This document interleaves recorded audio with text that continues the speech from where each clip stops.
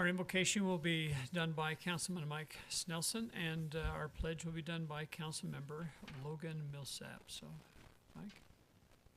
Our Father in heaven, we're thankful for the opportunity to meet together tonight as a community. We ask for thy Spirit to be with us here tonight as we discuss the issues that we need to cover. We pray that we can have the discussions in an amicable way, that we can get the things accomplished that need to be done. We're thankful for the many blessings that we have. We're thankful to be members of this wonderful community, and pray that thou would watch over and protect our city staff and our citizens. And we say these things in the name of Jesus Christ. Amen. Amen. I invite you to join me for the Pledge of Allegiance.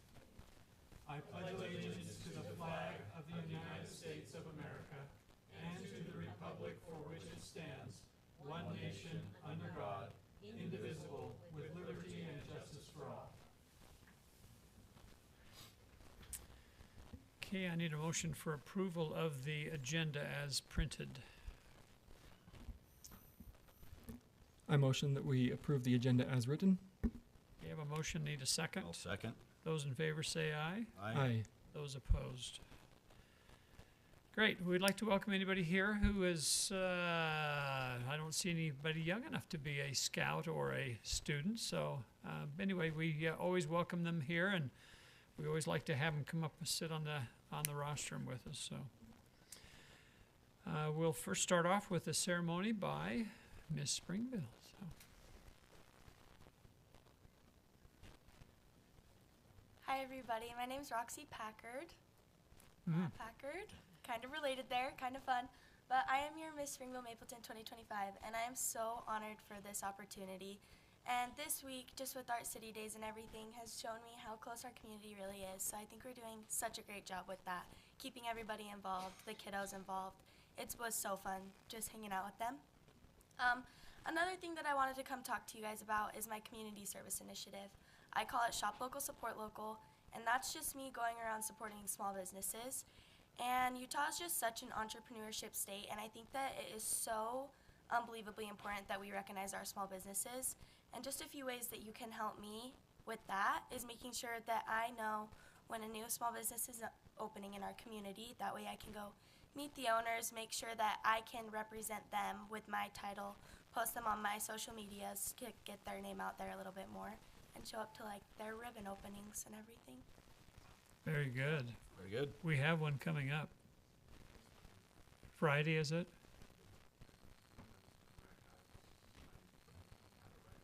Okay, Roxy, this is Patrick Money, and he's the one who coordinates it. He's the one that lets us know. Okay. So when you go, just get with him so that he has your contact information, and be connected with him, and he can let you know when those things do take place. So, Perfect. and you and the whole royalty did great. I mean, it was wonderful. I'm so glad. And you heard me say this, and I say this publicly. You have no idea, except when you do it, the influence that you have on young people, and you're a great example of that, as well as your attendance. I mean, they were just with the people and talking with the kids, and it was just wonderful. I took a granddaughter up to you. Yes, you did. And she was like looking at, she thought she had the Queen of England there. And it's the influence and the touch that you have is that we just appreciate how you do that in our community and how special that is. So thank you so very much. So. Thanks for your time. That's good Yes, stuff. Thanks for having me, you guys. And they were rocking crazy at the concert. All right, sounds good. Thank you. Okay, we have public comment. Lee. Our buddy Lee.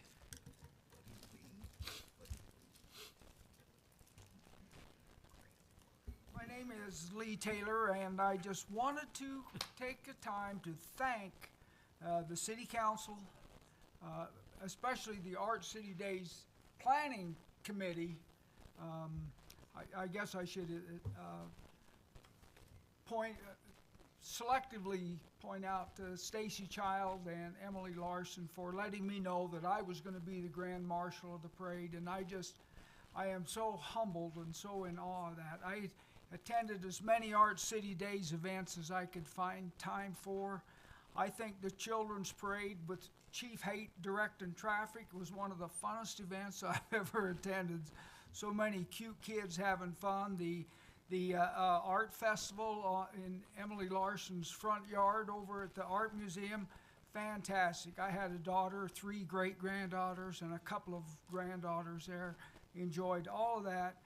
And all I can say is my family is so proud of me, and I owe my thanks to all of you. And I appreciate all that you've done for me. So thank you so much. Well, thank you, Lee. I think that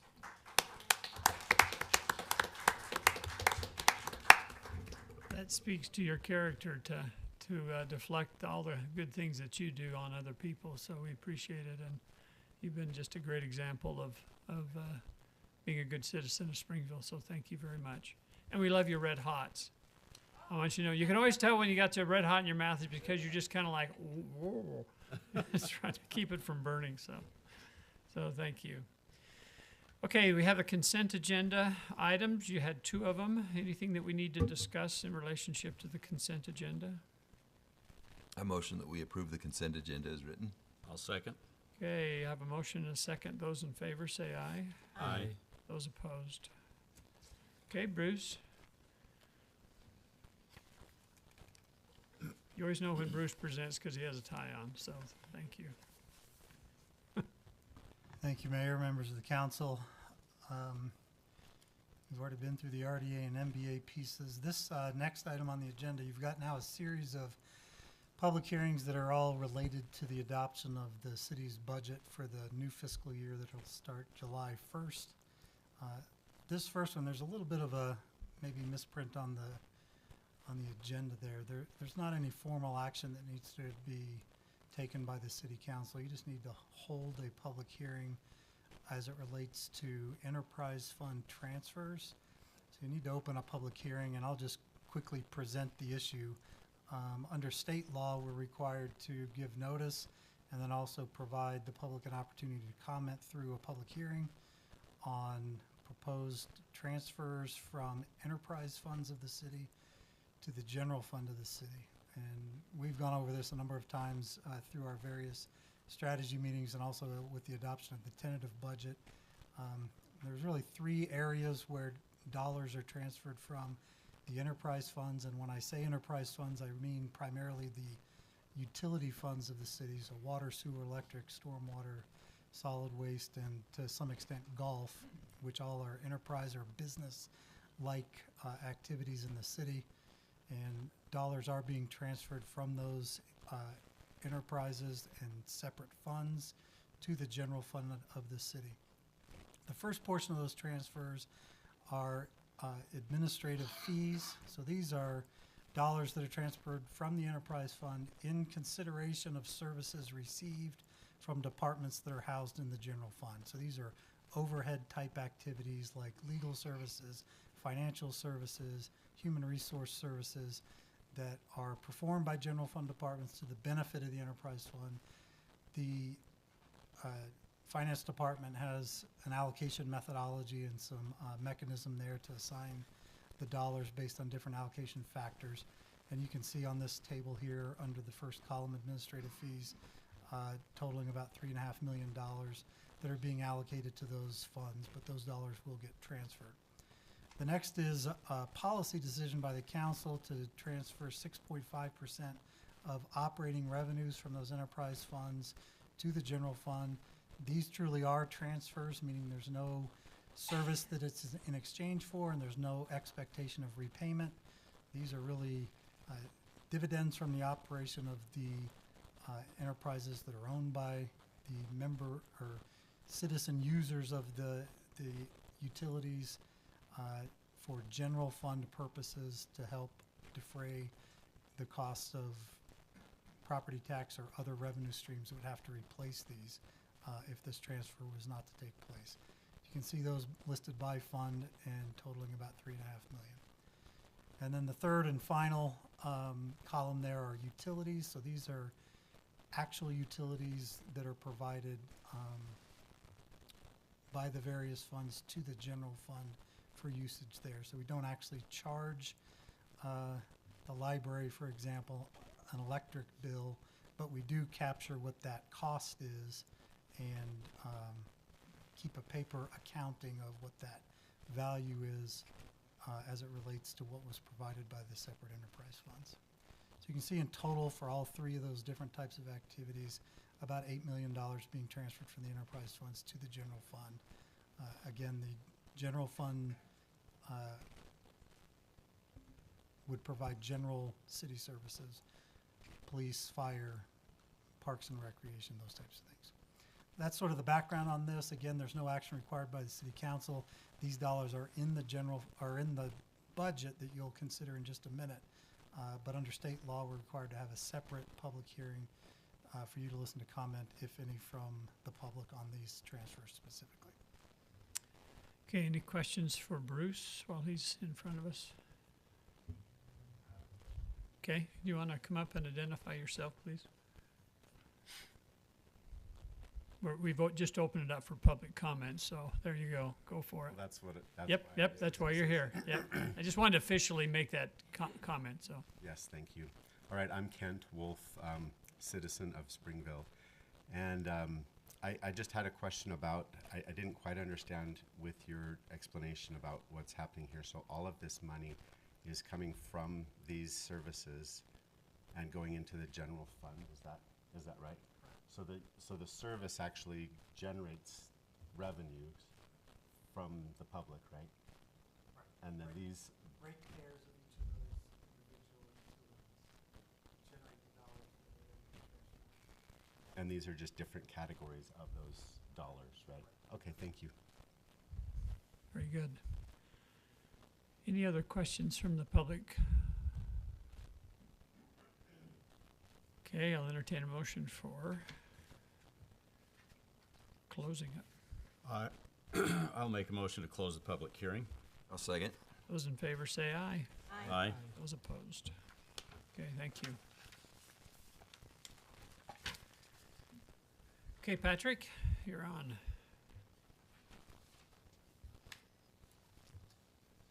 Thank you, Mayor and Council. Just give me a second to pull up my brief presentation. So I'll be with you this evening to present a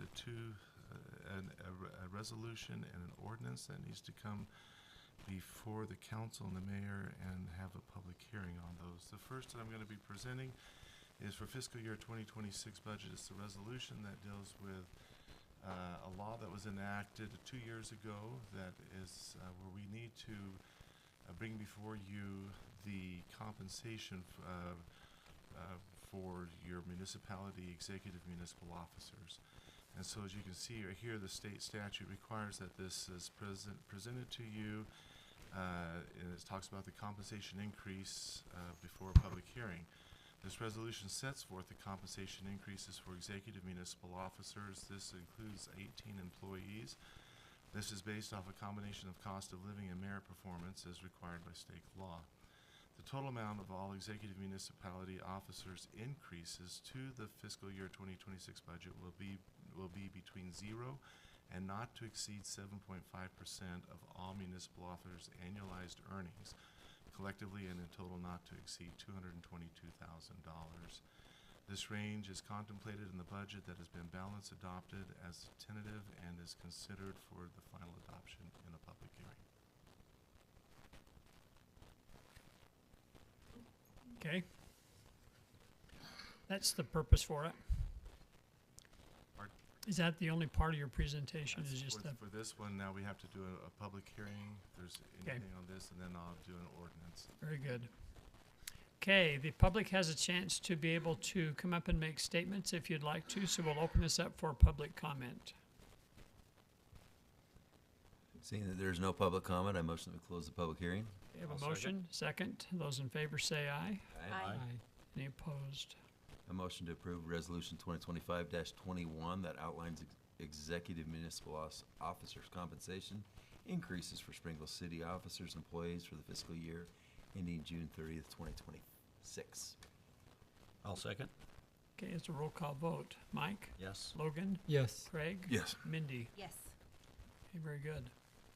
Okay, thank you, Okay, Mayor. thank you. Now for the fiscal year 2026 ordinance, again, this by state statute, mentioned here on the screen, requires the municipality to set elected and statutory salaries by ordinance after a public hearing. Section 22110 of the city's code sets elected and statutory officer salaries and states that the city council may adopt, change, or amend the officer's salary on motion of the city council following a public hearing.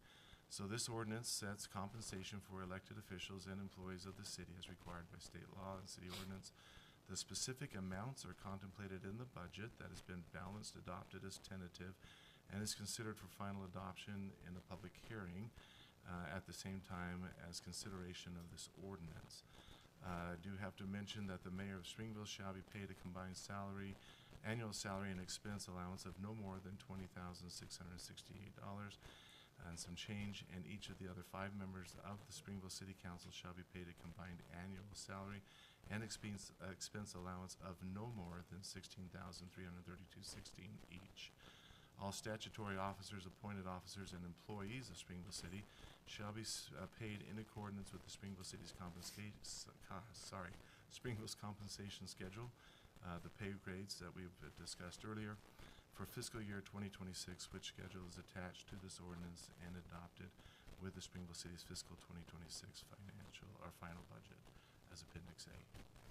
Okay, very good. Okay, we open up for public comment. Anyone like to make a comment in relationship to this presentation? Okay, Seeing no public comment coming, I motion that we close this public hearing. I'll second. okay, it's, all those in favor say aye. Aye. Those opposed? This is item 6, right? So It is. I motion that we approve ordinance number 09-2025 that sets compensation for Springville City officers and employees for the fiscal year ending June 30th, 2026. Okay, I have a motion. I need a I'll second. second. Okay, it's a roll call vote. Logan? Yes. Mike? Yes. Craig? Yes. Mindy? Yes. Very good. Thank you, Patrick. Appreciate it. Okay, Bruce, you're up again. Thank you, Mayor and Councilman. I've got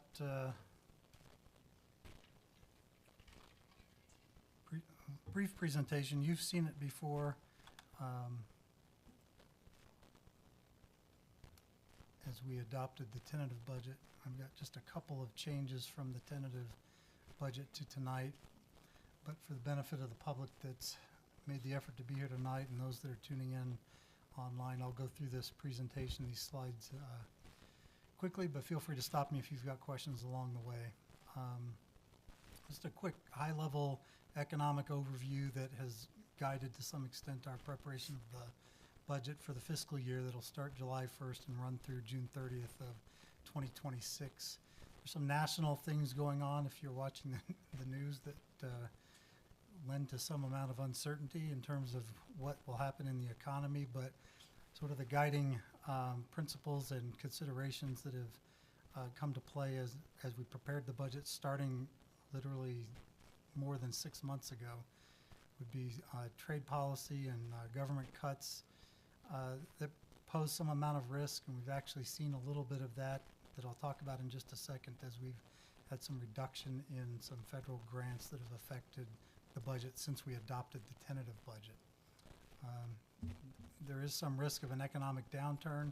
For us, especially in the general fund, sales tax revenue is probably the most volatile revenue. We've been quite conservative in that and are basically proposing flat revenues across from the current budget year to the next budget year in response to that uncertainty in the broader economy. Consumer confidence seems to be dropping somewhat, and the lower income groups are stressed. We've tried to be mindful of that and sensitive to that. We are addressing labor market issues. While we are fortunate in a lot of ways to be in a little bit of an economic bubble in Utah where we're not affected as much as some other states are with national trends with the economy. One of the downsides to that is our labor market continues to be competitive, and we've got to stay competitive with wages in order to continue to staff all the available positions and retain employees. We have had a little bit of positive news on the inflation front over the last month or so, but it still remains somewhat sticky, and depending on how markets react to tariffs that seem to be coming and going almost every day, we'll see what happens there. In terms of a broad overview of the budget, let's just hit some highlights there. The general fund budget, and when we say general fund, we mean the general governmental services provided by the city, which would be things like police and fire services, parks and recreation, the library, and the supporting departments in administration. That total budget for fiscal 26 is projected and balanced at $34,865,503, including transfers. That's down fairly significantly from last year, but the primary reason for that is that historically the streets department has been a component department of the general fund. This year we made an accounting shift for a variety of reasons to move the streets department into its own fund, so it's got a separate ledger and set of books that we'll keep there. That's largely done in order to ease the burden of tracking many restricted dollars that come into the streets fund that are distributed by the state. So that's really what provides for that downshift in the general fund budget. If we were to pull the streets department back in, you'd see a budget that increases just about 2%. The total city budget is at $118 million. That includes all the enterprise funds that we talked about just a second ago in the previous public hearing. Those numbers are down actually about 2.2% over last year. I'd say the primary driver on that is just some specific capital projects that have been completed in the last budget year. And we've got a little bit of softening in terms of capital projects that are being done, which causes a little bit of fluctuation with the total budget there.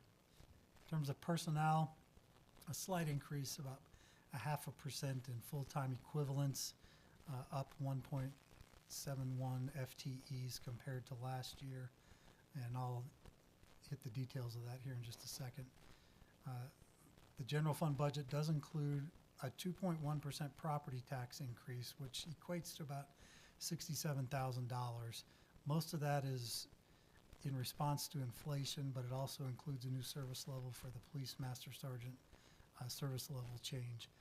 The impact of that for the average residence for a $500,000 home in Springville would be about $4.40 for the year.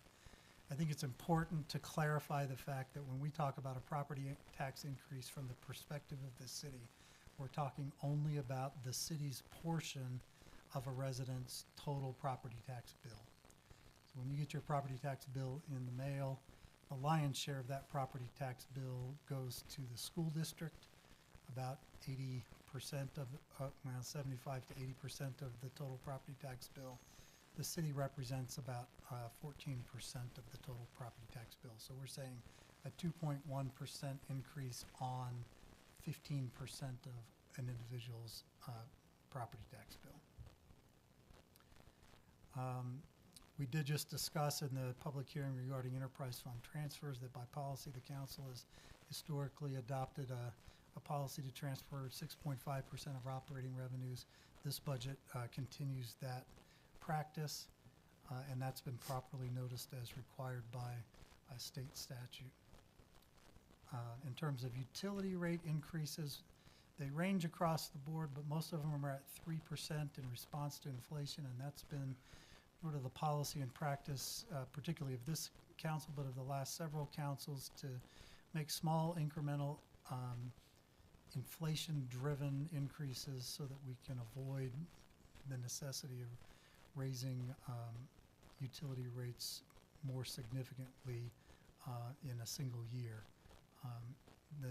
The impact to the average residential user or utility rate customer with a 2.5% to 3% increase is about $5 per month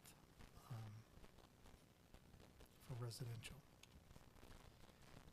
Shifting back to the general fund, just to talk about a few more details, it does include about $4.5 million in property tax revenue. That includes the rate increase that we discussed. And I should probably clarify with you, council, since this looks a little bit different than it did when we adopted the tentative budget. As you recall, as we went through our strategy session and also adopted the tentative budget, we had targeted in revenue an amount that would equate to about a 3% property tax increase. The challenge is that there's a lot of carts and horses that happen along the way. We've got to project what we think new growth has been and also the effect of that new growth on valuations in the market. All that's done by the county, submitted to the state. That data is all entered into a state database and website that I go and input the dollar amounts into. They just released the dollar amounts, I think it was Friday before last, so June 1st or 2nd or 3rd, whatever date that was. And the effect of that was that the property tax revenue under the certified tax rate, considering the new growth that has actually happened, ended up being about $68,000 more than what I had projected when we prepared the budget.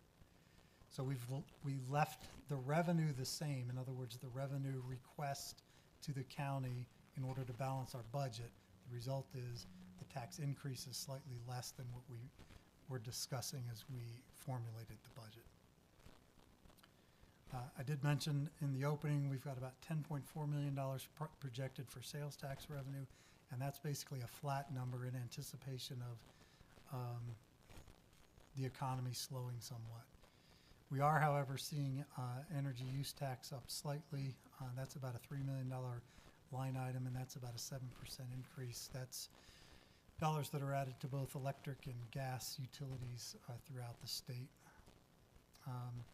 In the general fund, our intergovernmental revenues are down about 62% and coming in just below $1 million. The primary driver behind that is, again, we've moved the streets department out of the general fund into its own fund.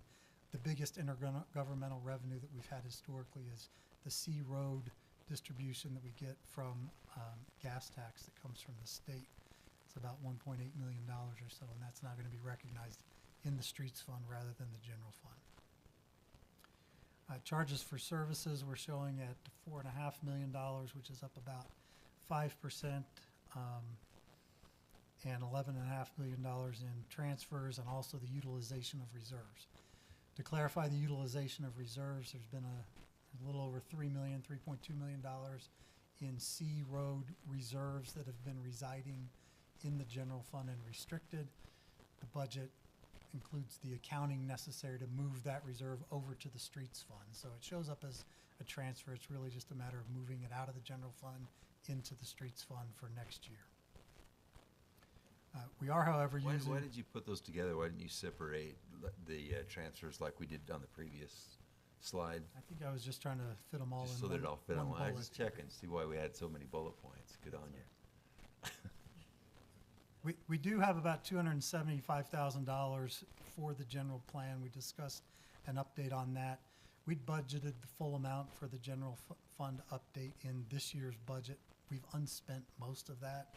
So the procedure will be that those budget dollars just fall to the bottom line. So we're effectively reappropriating those in next year to be spent as we make progress payments on that update.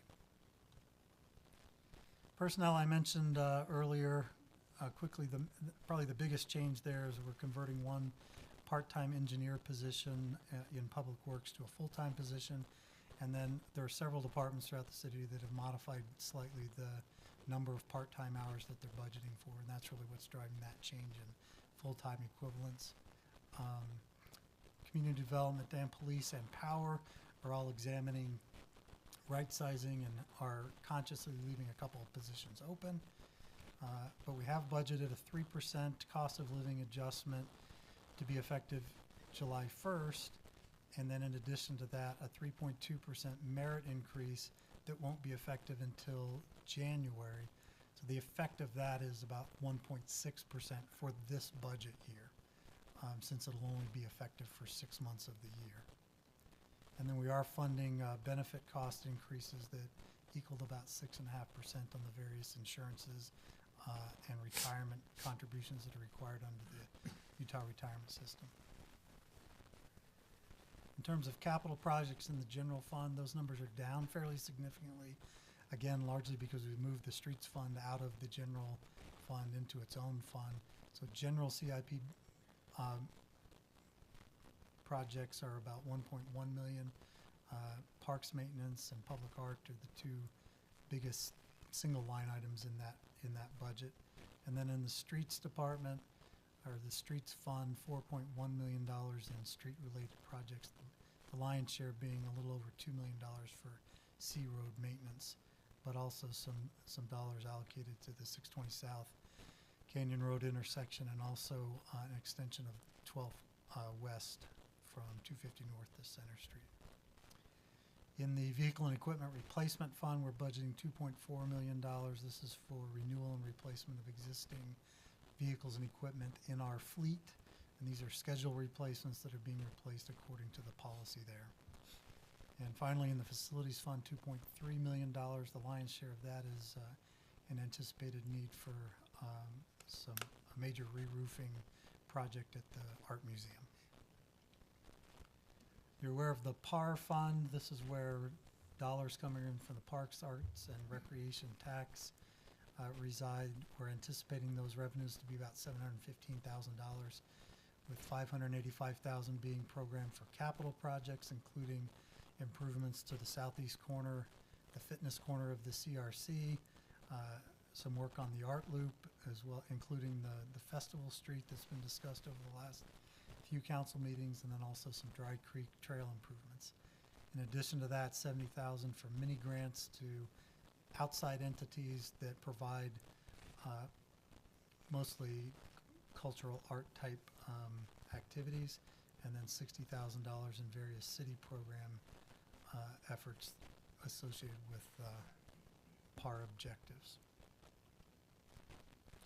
Shifting now out of the general fund into the enterprise funds, this is a quick graph to give you an idea where we are in terms of utility rate increases, recognizing the fact that this is really what affects your constituents probably the most. You can see here in the 2026 column the proposed rate increases, which are mostly 3% across the board, except for power, which has 2.5%. You can see there the 10-year average and the 3-year average and how they relate to inflation. 10-year average is about 3.3%, and correlating that to inflation over the same time period at about 3.1%. So you can see from a policy perspective, our effort is to keep up with inflation, and we're effectively doing that over the last 10 years. In Public Works, this is really water, sewer, stormwater. It includes our streets, new streets fund, and solid waste. They're making particular efforts to coordinate activities across these various utilities so we gain as many efficiencies as possible. They have been saving a considerable amount of money and have that now in sinking funds, with a concerted effort being made starting in the fiscal 26 budget to work on a number of those construction projects and infrastructure improvements. They're also doing some cost of service analysis and rate design. And they're also doing some work on a transportation utility fee that's not budgeted. It's being studied and developed, and you'll hear more about that. You've heard some presentations over the last year about that already. And again, just inflationary rate increases there. In terms of capital projects, I mentioned the $4 million in street projects.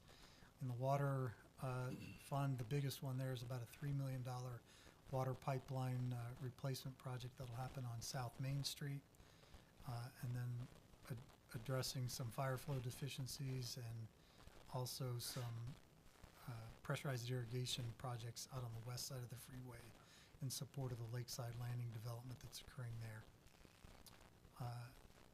The sewer fund does have a couple of projects, $754,000 for improvements in the wastewater treatment plant, and then another $300,000 for system improvements out on the collection side of things. In the stormwater department, $400,000 each budgeted for projects related to the new development, and also the construction of a new detention pond out on 1600 South. The power department, revenues are proposed to be relatively flat there. Some of that's due to our one of our large industrial customers changing operations, so that's going to have some effect on revenues generally in the power department.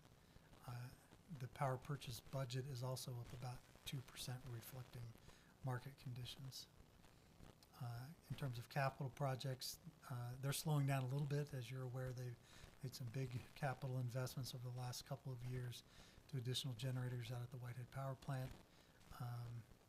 The largest projects contemplated for fiscal 2026 are improvements to the Baxter sub and some distribution circuit renewal and replacement, along with new development costs anticipated at about $800,000. The Gulf Fund is expecting revenues up about 22%. And that's a little bit deceiving too. We've historically operated under a model where the head golf professional owns the pro shop, the merchandise in the pro shop. We've renegotiated that contract, and now the city will actually be taking over ownership of the pro shop. So the revenues associated with sales of merchandise in the pro shop will now be recognized in the Golf Fund as opposed to what we had done in an outsourcing model previously. Golf course remains extremely busy with utilization of about 91% during the high season and 75% over the course of the year when they're open. It's actually generating good revenues for the city. There are not very many municipal golf courses that operate profitably, and the golf course, especially since COVID, has been able to see really unprecedented usage, and it doesn't seem to be slowing down. The nice benefit to that is their ability to sort of reinvest some of those dollars into capital projects that had been deferred for many years. So they're now going into several years of cart path replacement and bridge renewal and replacement and those types of things. Two items I wanted to bring your attention to that have changed since we presented the tentative budget that you adopted at the beginning of May. We did add $15,000 to the administration department just as a placeholder for the historic preservation program that you've been discussing. This will give us some capacity in the budget, but I think you're still expecting some continued discussion on that and exactly what that service level will look like, so that can continue into the next year. But there are a few dollars set aside there to address some of the issues that you've discussed related to that service level. And then the other one is really largely an effect in our senior center. We participate in a Mountain Land Association of Governments lunch program that is primarily funded by the federal government, and that grant has been cut significantly, so they've had to go through and retool their budget just a little bit. The net effect on the senior center is about $18,500.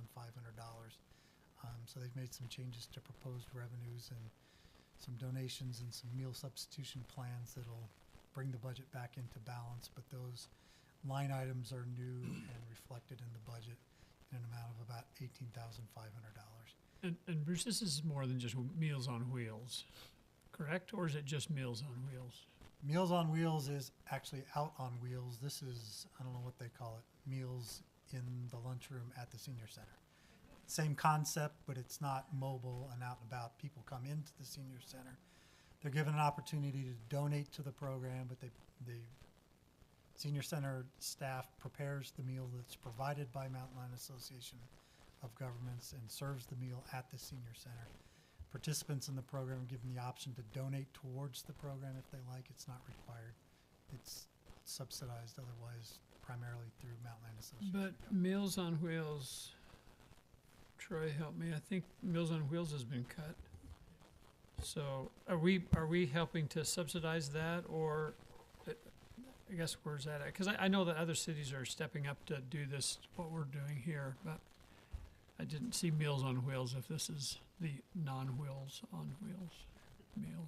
I don't know if That's within the budget of the senior center, right? Yeah.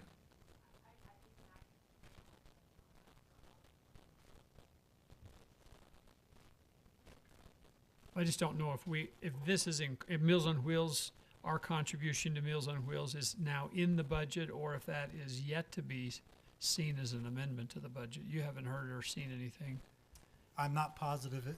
It's possible that the Meals on Wheels portion is included in this. I'm not certain if it is. Well, it might be worth checking, because I know that that's an active conversation with MAG, so. So there's a reduction, and there was a request that the city fund a portion of Meals on Wheels if we wanted to continue at the same service level. But Oh, you're not certain that we've got any payment in here for that. okay, thanks. We can certainly amend the budget after we start the new year if we need to in that regard.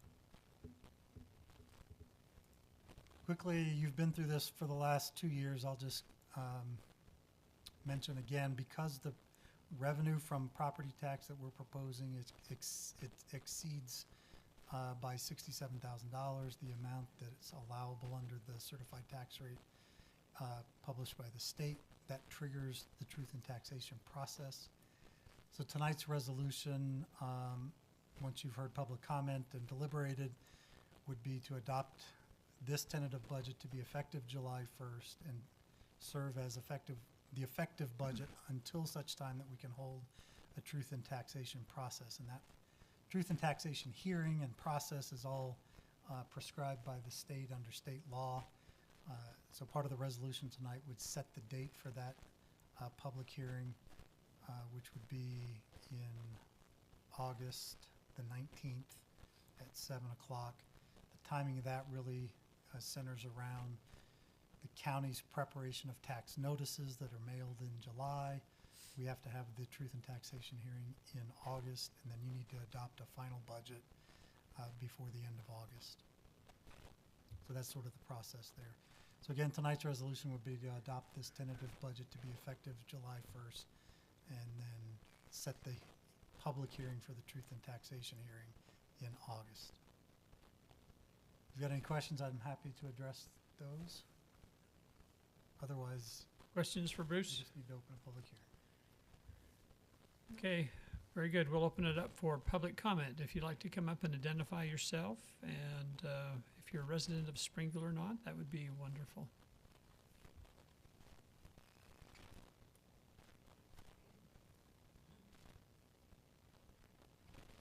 My name is Shauna Fry. I live back in Hunters Valley. We've been here for 25 years. Loved it, raised our kids here. We love this town. I just wanted to touch on one thing he said.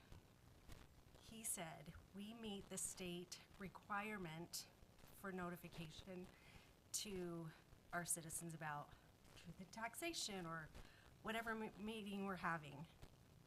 I would like to say you meet the very minimum standard. I had to go look for what this meeting is about, and it's hidden in the agenda meetings. It's like not anywhere. And I would just like to suggest that before this next meeting in August, that we blast it out there. I don't think any of our citizens know about these meetings, what's gonna happen at the meetings, what we're talking about. And I have heard, I watch these meetings online, and I've heard over and over, do we have anyone here for public comment? No, no one's here for public comment, because they don't know. I'll bet that is part of the problem. And I would just like to suggest that, I don't know, maybe whoever does the Springville City website, social media thing, put a slide in there that says, city council meeting tonight. I mean, it's not that hard, right? Or an email blast or something like that. I mean, you guys have our email, clearly. I mean, we have utilities here and everything, so I just think it needs to be more out there for the public to know, because I feel like most of the people in the city don't know about these meetings and what you guys talk about in these meetings. And it would be helpful just for it to be out there. So that's Very- my 2 cents. Very good. Well, it's worth more than 2 cents. So I appreciate you. I appreciate your courage being able to come and make these comments. It's very helpful to us because, to be very frank with you, we're quite interested in having this citizen. So I'll work with Patrick and Karen, Kim and see if we can make it a little bit more public and so that people can be very much aware of it. So thank you for coming. We appreciate it. And if it doesn't become easier, then you can call me. How's that? Let me know, because I think it's important. I think it's very important. And the interesting thing is that we've had some public comments, and I wouldn't have known this unless you're part of the process. This process starts way back in January. And if you want to influence it, I mean, being here in January and February is the time to influence the budget, because people say, well, it looks like it's just all been done. Well, that's because we've been talking about this for 6 months. So I think that also is very important for people to know, and so that they can become aware of that sort of a thing. So, yeah, very good. Okay, thank you. Did you have a question on the budget? Okay, all right, very good. Any other comments about the budget? Seeing there's no additional conversation there, I motion that we close the public hearing. Second. Those in favor say aye. Aye. Aye. Those opposed? I'll make a motion to approve resolution number 2025-22 for Springville City Corporation to operate under a tentative budget in the amount of $116,371,444 for expenditures and transfers in the fiscal year beginning July 1st, 2025, until a final budget can be adopted following a truth in taxation hearing on November 19th, 2025. I will amend that motion to say August 19th, 2025. Thank you. I'll second that. I heard Mindy over here going, August. All right, well, I think we got a second. Okay, We did. sorry, I lost my place. Okay, Mindy, Yes. Logan, Yes. Mike, Yes. Craig. Yes. Okay, very good. Thank you. Thanks, Bruce. All right, thank you for that. We're going through the budget items. So, Carla, we have a consideration of an ordinance on protection of creek corridors. Josh? Okay, Josh?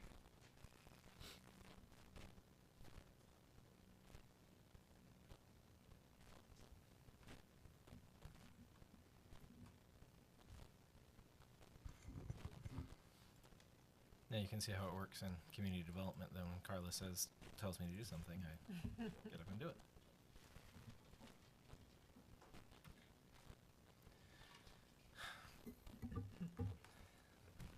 Thank you. The overview of the item today, our applicant is Paul Washburn, who we have here tonight representing Wolford Clyde, and we have Natalie Clyde here with us tonight.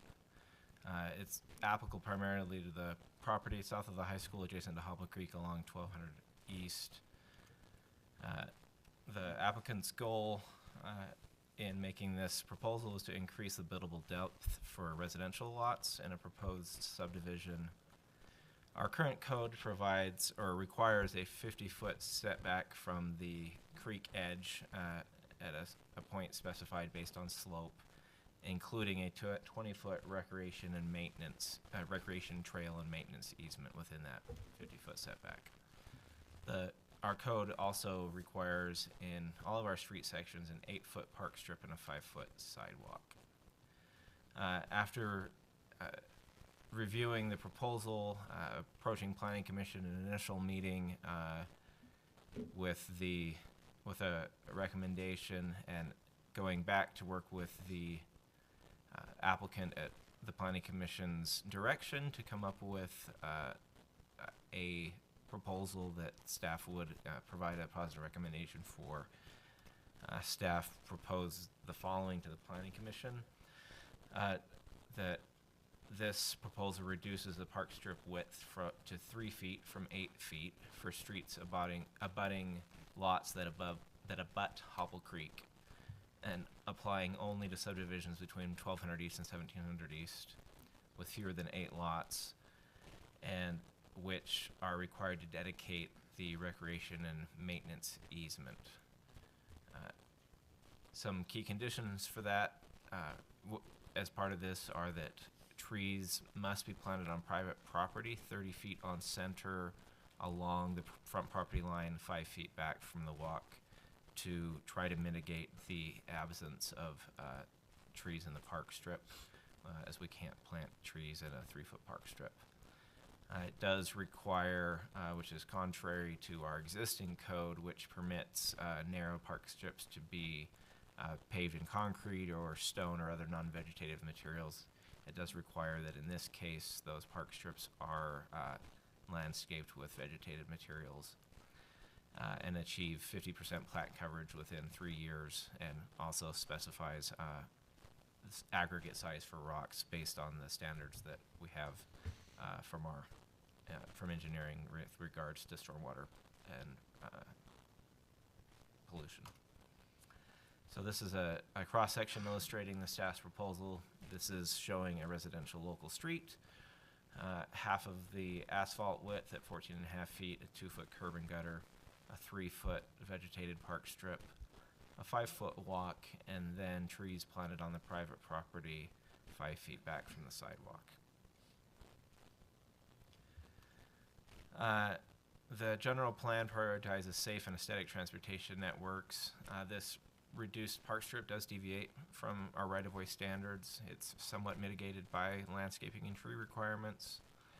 The active transportation plan emphasizes creek corridors for trails, and this proposal preserves that easement requirement, supporting trail access along this section of Hobble Creek. One concern is that a reduced park strip can impact pedestrian comfort and street aesthetics, and it can also impact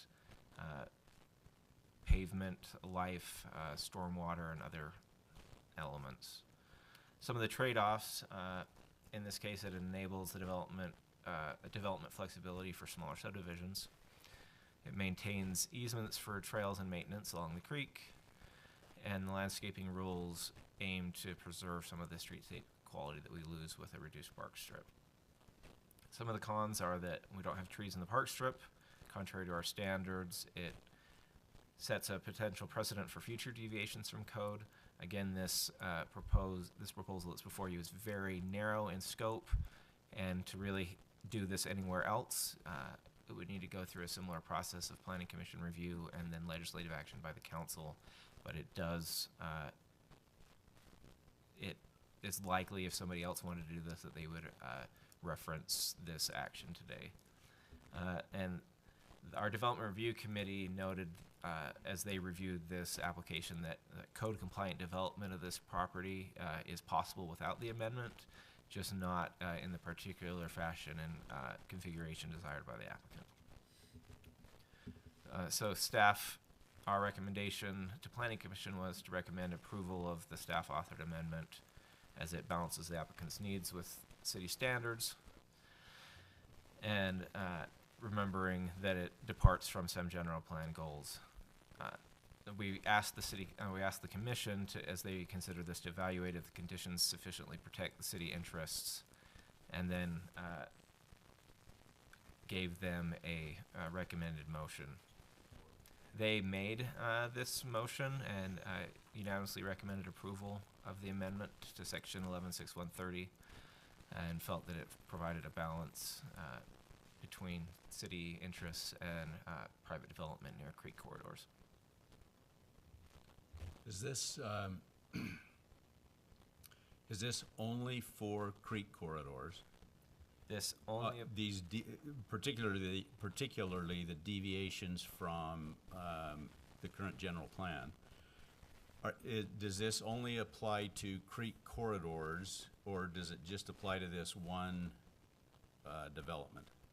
It only applies to subdivisions between 1200 and 1700 East that abut Hobble Creek, and it only applies to the streets that serve the lots directly abutting Hobble Creek. Okay, this particular one does. If somebody wanted to come in and use this as a template to say they did it, I want to do it along a creek corridor, they would have to come in, and if they're not between 1200 and 1700 East, then they would need to come in and amend the code and receive a vote from the council to change the law in that regard. and if they wanted to do it somewhere besides along a creek corridor, could they apply that as well? Anyone can come in and ask you for any change to the code at any time. Sure. But my point here is I'm wondering if this is for creek corridors, the whole length of Hobble Creek, or Just for from this 1200 specific east to piece? 700 east. Okay, and any other request, they've got to go through the process, Correct. like the applicant Right. has. We believe there's only one developable parcel within this parameters that this would apply to. Okay. Josh, I was involved in some of the initial conversations with the applicant, and there was a question about number of lots. And I just can't remember the numbers exactly. It says fewer than 8. Is 7 the right number then? Okay, great. Other questions for Josh? I must have missed the planning commission minutes on this particular issue. What were the discussions that they had? I mean, briefly, you don't have to go through the whole thing, but just briefly, how did those discussions go? It was, there were 2 meetings. The first meeting where staff made a recommendation to forward a recommendation not to approve the amendment to city council. There was a lot of discussion about the city's obligation to provide for flexibility in development or to accommodate specific property owners' requests or not, and how that balance works. There was obviously out of that first meeting, the commission asked staff to go and continue working with the applicant. At the next meeting, there was discussion over how it related to and conformed to the general plan, the active transportation plan, and general feeling that the impact was not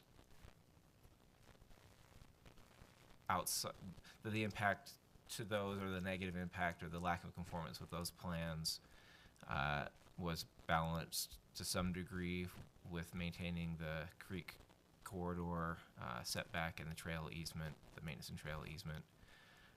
One planning commissioner did make a point to mention that the property wasn't like some properties that could not be developed under the current code, but that it simply couldn't be developed in the way that the applicant wanted to develop it, but that there were lots of options to develop it under their current code without these accommodations, and just wanted to make sure that was on the record. And but in the end, the commissioners did vote to forward to you a recommendation of approval. And one more question about the park strip, the narrowing of the park strip. You mentioned that it had to be vegetated. Is that for aesthetics only, or why couldn't they just put rocks in there, or whatever they wanted to put in that park strip? It's definitely an aesthetic consideration. It's also a stormwater and heat consideration. The more pavement, the more heat absorbent materials that we have in the right of way, the hotter the right of way gets. So it's stormwater, heat, and aesthetics that we wanted to make sure that we weren't reducing the park strip and then saying we really actually it would be fine if you just had no park strip and we just had curb and gutter. So was that sidewalk. discussed? Just no park strip at all? Because obviously that neighborhood has, Yeah, most of that neighborhood has no park It strip. was And then discussed. there's that little area where everybody's lawn burns. So The it's like, why- applicant does not like combo curb and gutter because it Is it- does not provide room for driver approaches to be outside of the sidewalk. So your sidewalk moves. It doesn't provide room for mailboxes and other types of things. And actually, in front of the Clyde's home, there is a approximately 3-foot, Yeah, down in that side there is, but up where Mike is, Right. where I was. or in the new inside of the Hobble Creek. Yeah, in between Pheasant Mayor and Run, Patrick, Pheasant Run, for that instance. new park. What is it in Hunters Valley? Does Hunter Valley have, because they don't have 8s, what do they have? Depends on when There's it 5s. was built. Yeah, Oh, is that right? most So of it's, combo. it's what's that? The Hunters Valley itself is combination, but It's got Yeah, some it's with none, some farther with 5, east some you with go, 8. the different standards appear. Interesting. It's Cool. basically just a timeline of development written on the street standards. Well, I think it's great that the city's not responsible to put trees in 3-foot park strips. No, I like it in middle. of Not the park. I think responsible, it's and they're great. actually not. They're not even allowed. They're not allowed. Not allowed. Because that's just going to wreck sidewalks. Correct. So I think it's great. I love that the trees are where you because that's a requirement. That's just not a request. It's a requirement to put the trees Correct. in the middle of the yard. So that's way cool. And the city doesn't have to cut those either, right? Correct. Those Cool. are private trees. And there is something in the code that says they have to take care of that vegetated park strip. Yes. Correct? Yes. Because I see a lot of park strips that they're just, they let go. Don't drive by my house. We have to have slow-growing trees. And is it that you just can't have it all be rock either? That's another. You can't have it all be rock. If in this specific, as it's proposed, you would need, within 3 years of planting, 50% of the ground area to be covered in plant material. So if you're looking down on it from the top, you can only see 50% of the ground. Whether that's, low Morning grow, glory. things like sedum or bushes or grasses. Morning glory. Morning glory. It has a very nice white flower. Taking Yes, it care does. of it. Yeah. Yeah, it's it's very low green. maintenance. Hey, I appreciate the work that your team, and the planning commission did to kind of create some flexibility for the applicant. In our previous meeting, we talked about how been this kind of accretion of zoning and ordinances since the 1940s when we adopted our first zones. And we also talked about how we're moving toward kind of doing this new general plan update, kind of updating the zoning paradigm in general. So how does this kind of very narrow zone fit into that ethos as we're moving toward that?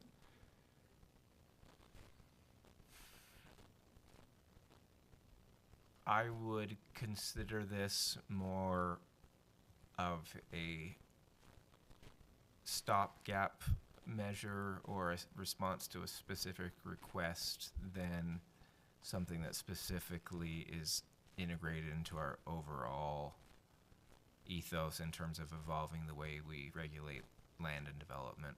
Mm-hmm.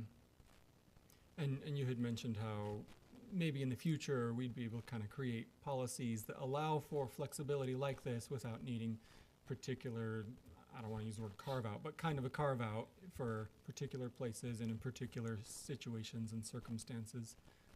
Yes, there's definitely a need for and a plan to address standards for generally what we would call infill development. Mm-hmm. I typically would not, unless it's stuff that's smaller than this and is more, doesn't really require new streets. I generally don't list like deviations from the street standard in terms of on the list of those things that we would typically flex. I'm always happy to give pavement away, but Brad gets upset when the asphalt gets narrower than 29 feet. So a lot of times it ends up being the park strip that gets sacrificed. But generally, it's the top of the list in my toolkit of ways to respond to the needs of infill development are setbacks, lot coverages, lot size, lot frontages, all of those type of things, as they don't have as direct of an impact on the public realm as reducing park strips and eliminating street trees and those type of things do. Mm-hmm. I guess I'm mostly just thinking about, you listed kind of pros and cons, and one of them being the precedent that this might set. So thanks for addressing that. Okay, other questions for Josh? Very good. I'll motion to approve ordinance 1025. And many, hang on, where'd I go? 10. Are we good? Yeah. Okay, all right. I You go did there. that eye roll. I was like, oh dear. A motion to approve ordinance 10-2025 to amend section 11.6-130, protection of creek corridors of Springville City Code. You have a motion? I'll I will second. Okay, it's a roll call vote. Craig? Yes. Logan? Yes. Mike? Yes. Mindy? Abstain, potential conflict of interest. Okay. Very good. Okay, thank you. You got her. All right, number 9. Carla, are you here or is it Josh? All right, all right. For senior housing overlay zone.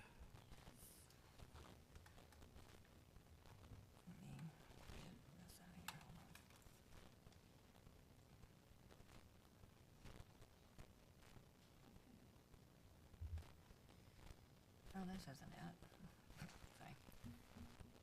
Oh, there it is. Sorry, we have numerous presentations for today. Okay. Okay.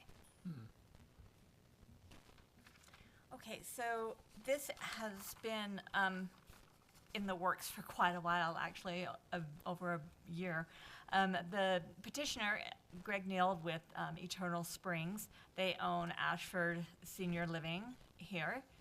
And initially they came to us in February of 2024.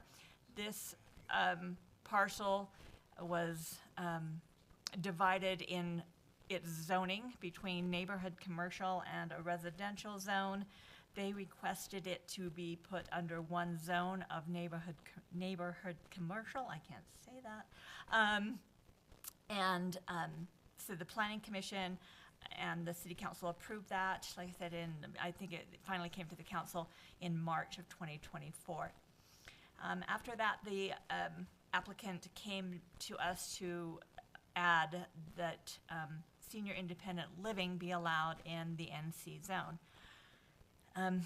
And as the discussion with the Planning Commission, we kind of came to the realization that it wasn't that simple, because since residential of any kind was not allowed in the NC zone, we didn't have any development standards to tell us how to progress and move forward with being able to build senior housing, senior independent living, excuse me. And so we came to, the applicant came up with a suggestion and a sample amendment. The council, or excuse me, the commission, the Planning Commission wasn't fully in favor of what they were proposing and followed along with staff's recommendations that it not be approved. The item was continued, and we were encouraged by Planning Commission to go back and work with the applicant to come up with something that would work for both. And we have done that. And so it is an overlay zone that will be added to our Chapter 5 that includes our other overlay zones. And it is very specific. It in not only the guidelines for the development, but also the locating of the senior housing overlay zone. It needs to be done in conjunction with an assisted living center, as this is, and that there is not the opportunity for the homes to be sold off individually, that they need to be maintained as senior independent living, all under one owner. And so that is what we've done. As you can see on in the staff report with the red lines of the addition to the Chapter 5, we made some changes to what the applicant, but they were not substantive in any way. They were just clarifications so that it fit other language in our code and was not confusing regarding being able to have your to set the minimum front porch depth and allowing that to be to project into the setback, the length of driveways, and just the clarification of the lots not being able to be condominiumized in any way. And so it's what is before you today, and we feel that it's been a really good process working with the petitioner to get to this where it works for everyone. And once again, senior independent living has to meet the definition which is in our code, and so that we can avoid the possibility of just multifamily age-restricted multifamily. This will prevent that from happening. So Carla, do you have a plat map, the way that it's gonna be laid out, or is that He not had- proposed there- yet, or is it just code No. that we're trying to change so that they can now come up with the plan? They Is that have what it. is? They have a design, a site plan configuration. It is not set in stone. It was more just for the development and so we could have the conversations about how we wanted things to plan out. The most we have is, as you'll see on the last page of your staff report, there is a look at the homes. But from what I understand, they're looking at the homes. There will not be, the street frontage will still be active. You will not be able to have garages onto the public street so that the activation of the public realm is maintained like we have kind of set as a priority in our developments. There will be, I believe that they're looking at doing some running east and west here, and then some north and south. But we don't have a full site plan yet. So I guess my question is, you've set this description, this zone up, or the ordinance or whatever. The overlay, to accommodate what you are comfortable with as they come back with a plan. It's gonna lay out the way that you want it to lay out, or at least look the way you want Yes, it we to feel that we've been able to work through the concerns that the property owner had in making sure that the audience that they were working with, the senior that want to maintain in their home, are able to do that and be able to have the services and still meet the neighborhood look and feel that we want to maintain through. Thank you. Okay? The deed of the home, refresh me on that one. Who So owns the home? The Eternal facility Springs, does. yeah, the facility So owns they- them, and they are okay. rented out. I Yes, and so understand. that is why we included the condominiumization. I think I may have cannot made up that word, yeah. condominiumize. They cannot be done. So if they sell this business, the assisted living portion of their business, they have to sell also the individual, or Yes, the independent yes. senior living too. It's together as one. Yes. Okay. And then, is this overlay specific to this block? It is for right now. As the guidelines for where the overlay can be applied, there is some potential that it could go, across the street, where Stonehenge has theirs. They have some property that potentially could be developed, but there's been no desire voiced by them to do that. And so right now it's just in the neighborhood commercial that it can be done, and it has to be adjacent to an assisted living. So it's very limited in where we could do it. You won't see it coming into residential neighborhoods where there is grandfathered in assisted livings. Okay, perfect. Excellent. Other questions for Carla?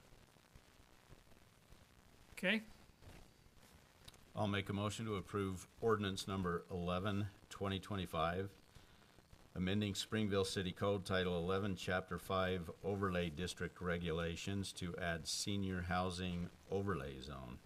I will second that. okay.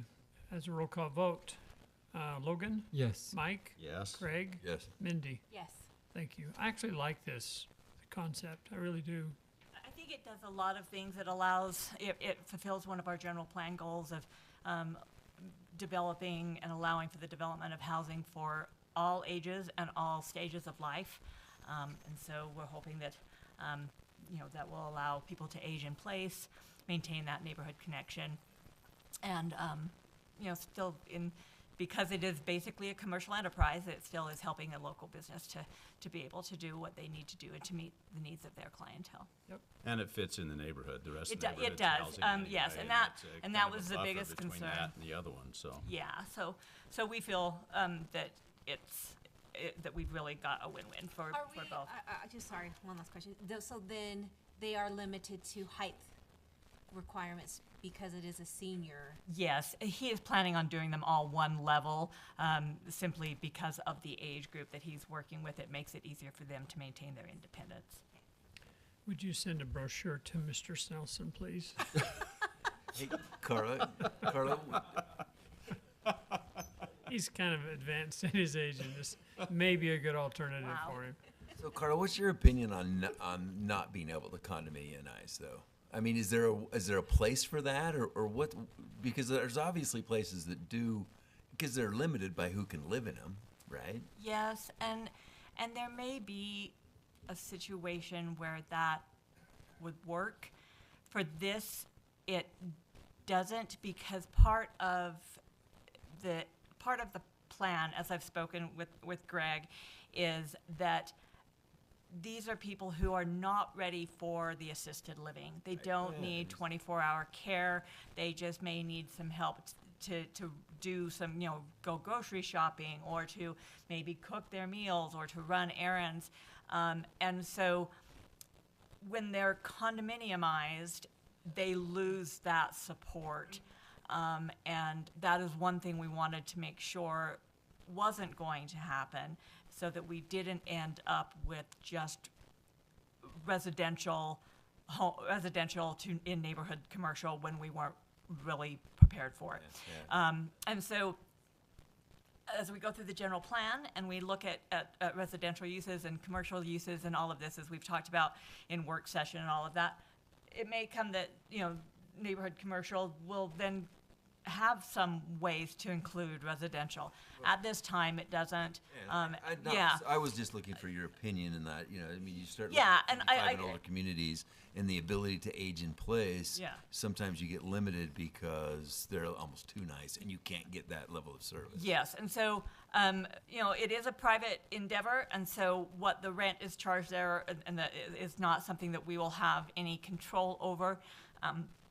But it will prevent them from being condominiumized, so that it loses the nature and of what they're trying to achieve there. Okay, it's me again. North Gateway permitted uses. So the North Main Street small area plan is currently still in draft form as we work with some changes of ownership out on the extreme north end of Main Street, to make sure that as those developments occur, the Main Street North Main Street Gateway plan is in line with that.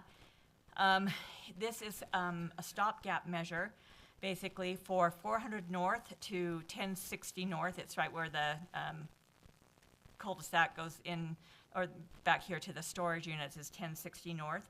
As you can see, Main Street has two different zones. This darker red is highway commercial, and then this is the CC commercial corridor.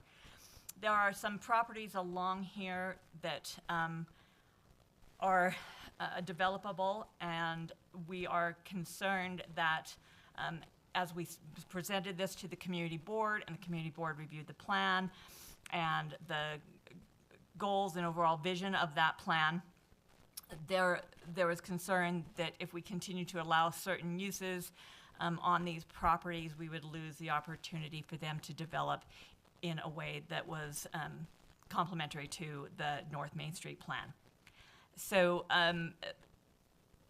we have made it so that those uses will not be allowed within 500 feet of Main Street, Highway 89, and they're mainly vehicle-related uses, car dealerships, and repair shops, those kinds of things that typically do not have a very welcoming interaction with the public realm. Large parking lots, a lot of light, noise, dust, those kinds of things as we look at the future of our North Main Street and the recommendations from the community board to limit those uses. As we move through the general plan process, so as I said, this is in a very limited area. It does not apply to these zones in any other section of the community, just for this small section to prevent those. And when we get to as we go through the general plan process, if we can develop design guidelines that those types of businesses can build within, then they may be considered to come back in this area. But right now, we're just asking this for a stopgap measure to prevent the development of a couple of parcels that we are concerned about. Have you contacted all the property owners? Or is this Not just gonna- individually, no. Is this gonna slap them upside the face if they were thinking of something? Um, what I mean? that I can't tell you. Yeah. We have had a lot of calls on certain properties asking if this is an allowed use. I've explained the situation to them that as it stands right now, it is an allowed use. The council is considering this, and if they do not have an application with vested rights, then they would fall under this. They would not be able to continue to develop. The parcels that are there now, or excuse me, not the parcels, the businesses that are there now would be considered legal non-conforming, and they would not be able to expand, but they will be able to continue their use as long as they continue their use. They would fall under the same as the non-conforming as a non-conforming use. So like the example that I had asked Josh about was Johnson Tire. If they wanted to expand and buy property to the south of them, then that means they couldn't continue to and add and grow their business onto the. That's correct. They could continue to, and Josh, I don't want to speak for what you told her directly. So tell me if I misquote you. So yes, they could not expand their business, but they can, where they are now, they can continue to operate. So back to Craig's question, if we're gonna point out Johnson Tire as an example, have they been contacted in case they do want to expand to let them know that they can't? We had this same issue with the businesses down on Highway 51 a couple of weeks ago. That's the problem. Yeah. We did not do a door-to-door noticing of them. We followed the notice requirements as required. A lot of citizens were upset because we're doing we look to do what we're doing right now. So the properties that you're trying to protect, you said there were a couple of properties that are developable, and you're trying to protect those. Who owns those? What's the current situation with those properties? One is owned by AmSource, and as I spoke to, they have come to us a couple of times with a potential development site, and it does not include any vehicle or auto-related services at all, retail. They're looking at office space or fast food, fast casual type restaurants. And then the other one is owned by Sagacious Grace, and they were included in the invitation for the North Main Street Gateway Plan. They attended those meetings, and they were aware of the property, and that is the one that is right next to Subway. Well, I still have a problem with these businesses not being aware of what's going on. I understand. So it's only 6 we blocks. need to do something about that. We can do So if we can contact those businesses before we do this vote, I want those businesses contacted and let them know what the plans are and see how that affects what they plan on doing. So Josh, remind me, we did this down along the freeway from stem to stern, and we contacted all of, I remember right, you contacted all of those people. Carla wasn't here, I don't No, think, during the. I came in as the plan was Yeah, being adopted. yeah. Yes, please do. So these are two different types of amendments. From a qualitative standpoint, they may not make a difference, but to explain why it was done differently, what we were doing when we did the zone map amendments down along the freeway was we were actually changing the zone of those properties, and we're required under state law to send a notice to each property owner in that instance. In this case, we are not changing the zone. We are just amending the land use table to say in this certain instance between 400 North and 10th North, these uses aren't permitted independent of what zone is applied to the map. So we're not actually changing the zoning on anyone's property, which doesn't trigger the statutory notice to each of the property owners. But nonetheless, statutory or not, they have to be notified. So, We can do that. John, there's also something, correct me if I'm wrong, is there some sort of a legal circumstance where once the city is considering changing, then it kind of stops any ability for somebody to It come does. run in? It's what's called a pending ordinance. And so the way that it works is if somebody files an application, they are underneath the ordinances at the time they file.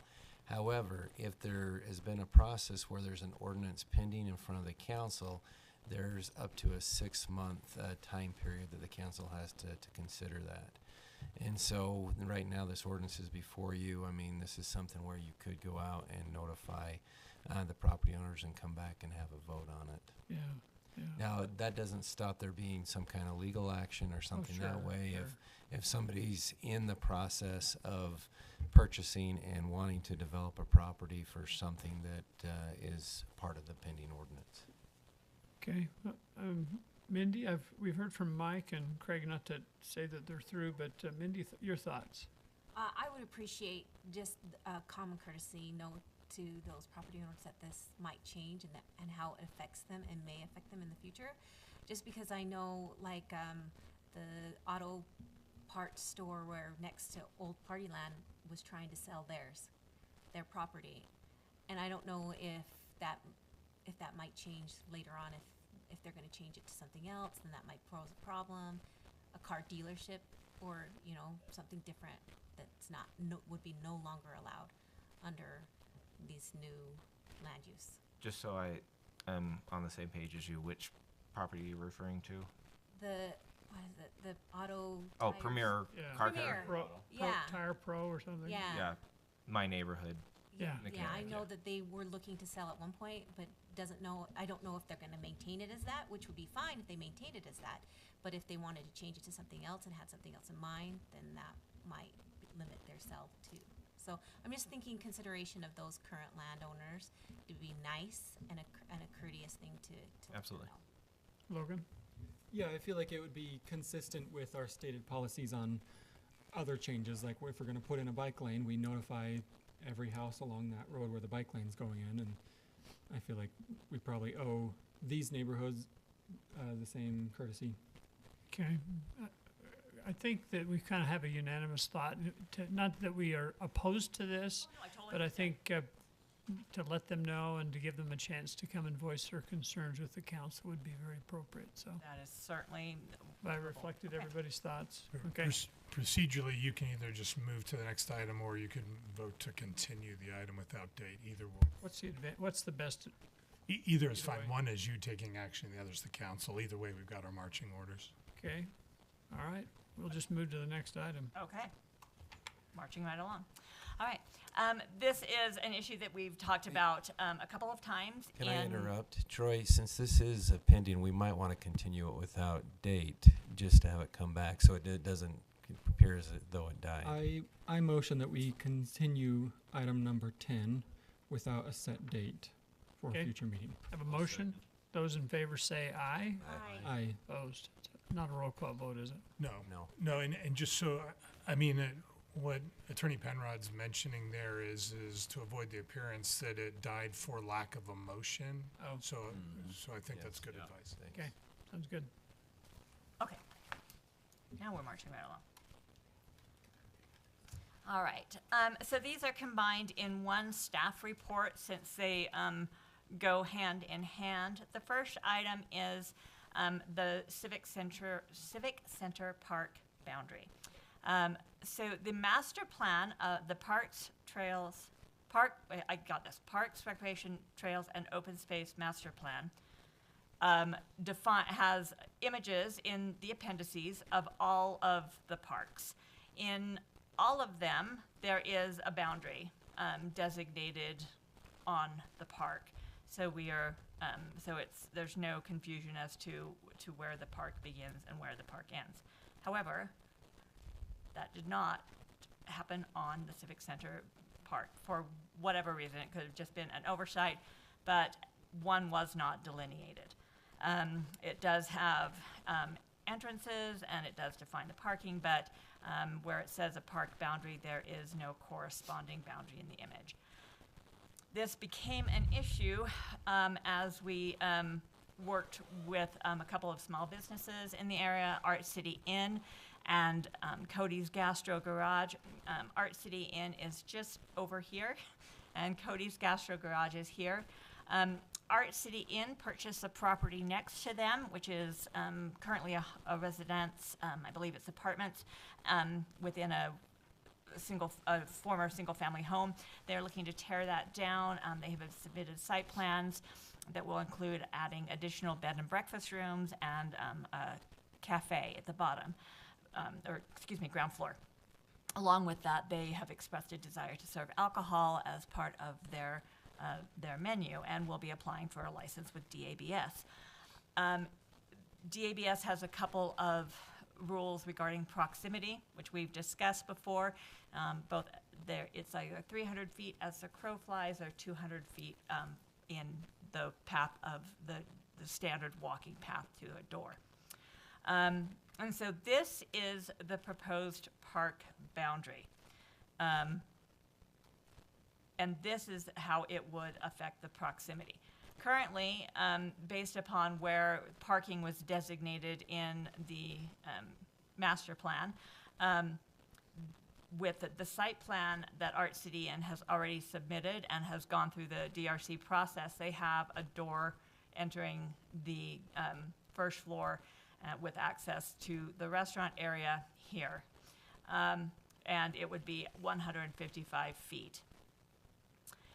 If they were to, and Cody's is 100 feet to this borderline as well. So with the proposal of moving the defined boundary of the park back to this area and to the splash pad boundary, both properties would be able to meet the proximity requirement from the Department of Alcohol and Beverage Services for their and would be able to get local consent, which is required in order to get on-premise alcohol license of any kind. So that is the first issue. Along with that, the second ordinance that you will consider on this is designating adding a definition of a community gathering area and tightening up the definition of public park a little. So as we work with this property here that the city owns, we call it Ginger's Plaza, that we'll be able to do the things that we're looking to do there as part of the Arts Master Plan and the Festival Streets Phase 2. It will be able to be a community gathering area and will meet that definition, but will not hinder the small businesses. The same with this area here. And the programming will not change. We'll still be able to utilize it for a farmer's market, Art City Days, all of those various events. It's just renaming this and clarifying those definitions. So the three that we've had to change is community gathering area. We had to add the term community gathering area to community use, and then we've clarified public park. And the language is in your staff report. So those are the two separate ordinances. Would this change how we can use that space directly in front of the Civic Center? No, not at all. And would it change in any meaningful way the level of service that we have in our parks plan? No, in fact, we will be able to consider it in meeting the level of service for open space parks and trails. Have we previously not been counting Civic Center Park as Well, part of we our- have, but it's been under the park definition. The community gathering space will also help meet that level of service. Awesome. So, and this is very limited. It is for this commercial corridor only, so you don't need to, there isn't a concern that we would be doing this at a public park in a residential neighborhood. This is only for a commercial zone. We got two motions here. I'll do the first one. I motion to approve ordinance 13/2025 to amend Springville City Parks, Recreation, Trails, and Open Space Master Plan to delineate the boundary of Civic Center Park as shown in Exhibit A. I'll second. Okay, it's a roll call vote. Logan, Yes. Mike, Yes. Craig, Yes. Mindy. Yes. I will motion to approve ordinance number 14-2025 to amend the Springville City Code Title 11, Chapter 3, Article 4 definitions. I'll second. Okay, it's also a roll call vote. Mike, Yes. Craig, Yes. Logan, Yes. Mindy. Yes. We done? Very good. I think, do you have an administrative report? I think we can wait on that because we have something coming back in a work session. No problem. We do have need for a closed session on property and litigation. Okay. I motion that we go into a closed session for the sake of property and litigation, after which this meeting will be adjourned. I have a motion. Oh, hey, before we take that, maybe I should do something because it sounds like we do need an answer for an entity. So can we do one just quick item that's come up just recently? Yes. Okay. Sorry, I didn't mean to take over your meeting, Matt. No, you they did just fine. We'll let I'm that a little, motion ride I'm for a just minute. wanting to Yeah. know if these We'll just let motion it sit. people are offended. Oh, sorry if I offended anybody. Yeah, I very. do apologize. This is an item that's come up both at the county level and by a couple of property owners in our frontage road project area for the RDA. And so, did you? Oh, I thought you were saying something. I apologize. So let me just pull this up. Just to give you a little bit of history on the frontage road RDA.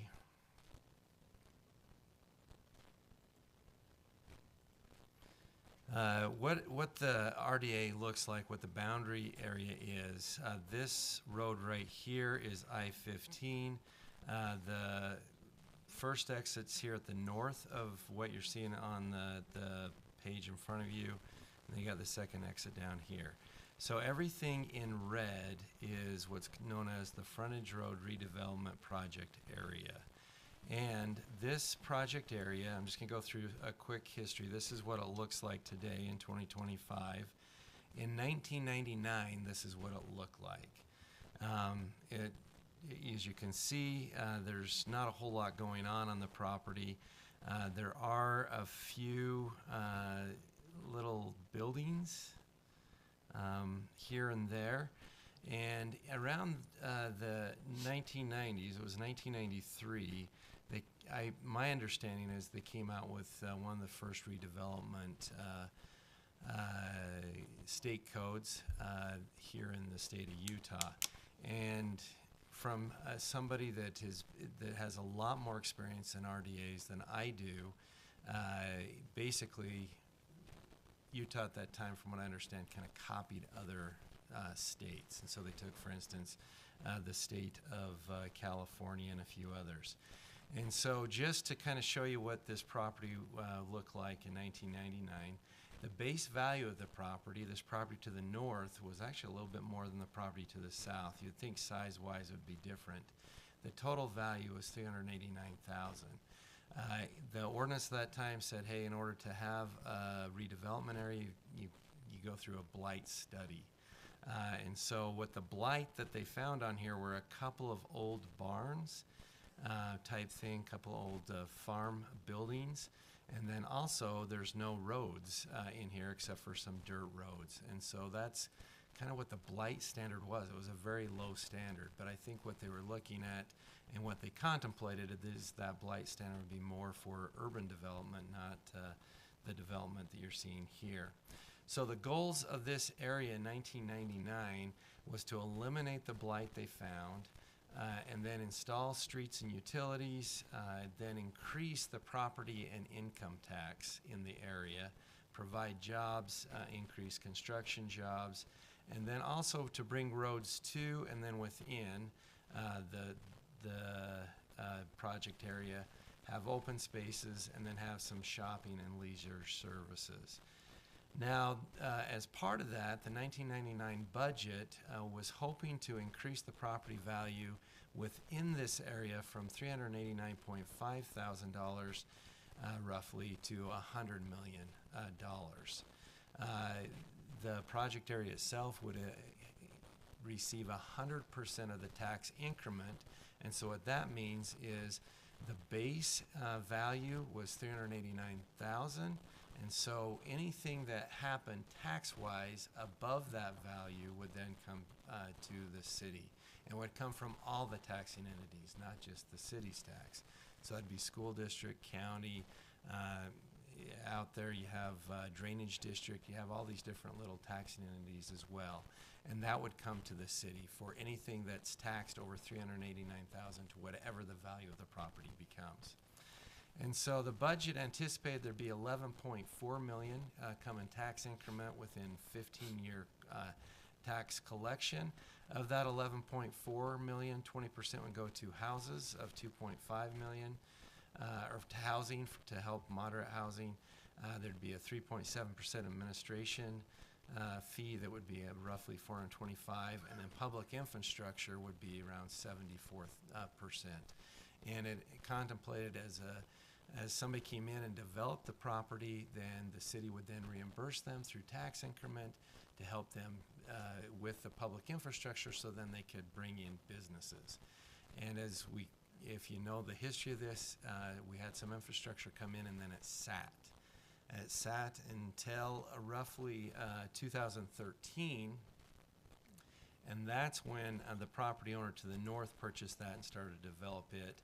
And then some of the first properties or businesses that came in was the infomercial business on the north side, and then there were some car dealerships and a few things, boat dealership on the south property. So in 2025, there's a couple of key things that have happened. The property values have gone up over the 100 million. The latest one is, right around 110 million is what the property values are, so that was met. We still have, as you see here, a couple of acres, parcels. There's roughly 7 parcels that have not been developed, and they total right around 30 acres. Total tax increment, the 1999 budget was off a little bit. It only collected 3.72. It was off roughly 7.68 million.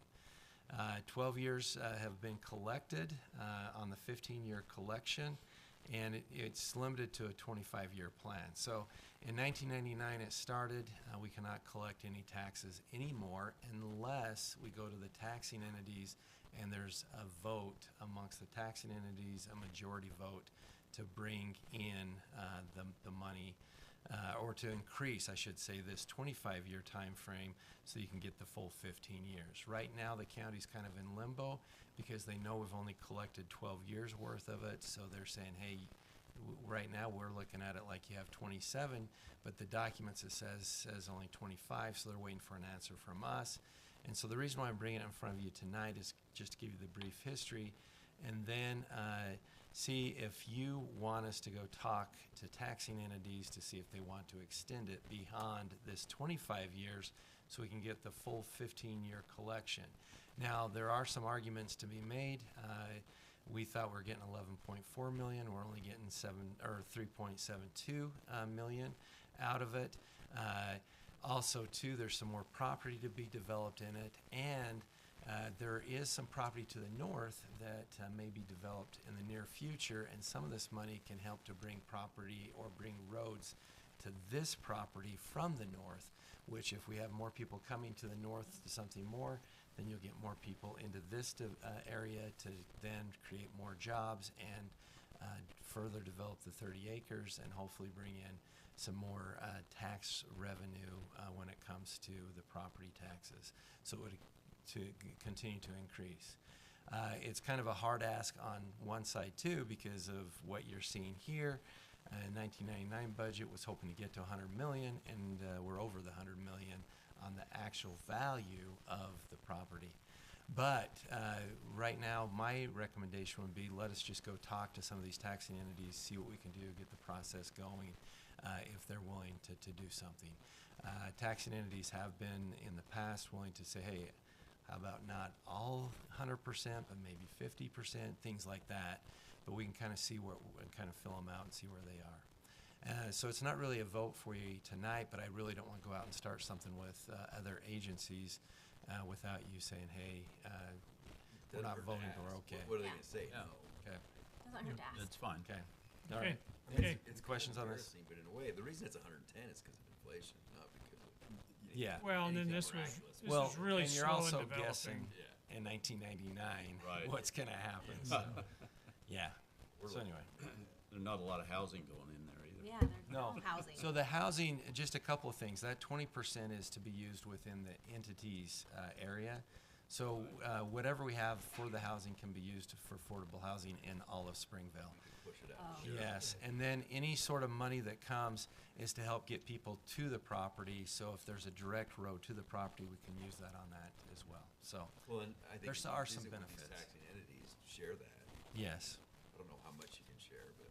yeah, but we'll share what we can. Cool. Okay. Okay. Hey, thanks so much. Thank you, John. Okay, back to the original motion. I think we had a motion and a second. We had a didn't motion and a Did, second. We just okay. need to vote. Me. Okay, I'm gonna roll call vote it. Craig? Yes. Logan? Yes. Mike? Yes. Mindy? Yes. Okay, thank you very much. We appreciate everybody being here.